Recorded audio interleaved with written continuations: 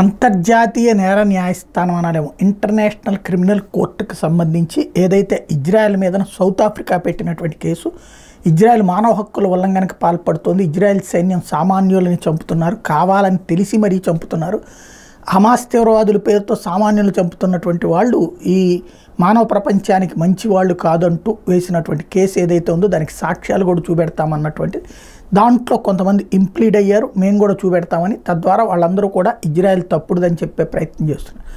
అదే సందర్భంలో ఇజ్రాయెల్ ప్రధానమంత్రి నెతన్యాహుతో పాటు కొంతమంది మంత్రులు, వాళ్ళ మొసాద్ చీఫ్ వీళ్ళందరి మీద కూడా అరెస్ట్ వారెంట్స్ ఇష్యూ చేయడానికి అంతర్జాతీయ న్యాయస్థానం సిద్ధపడిందని చెప్పి సమాచారం రావడంతో ఉలిక్కిపడ్డటువంటి ఇజ్రాయెల్ తన జిగిరి దోస్త్ అయినటువంటి అత్యంత మిత్రుడైనటువంటి ప్రీతిపాత్రుడైనటువంటి అమెరికా అధ్యక్షుడు బైడెన్కి ఫోన్ చేసి చెప్పారు.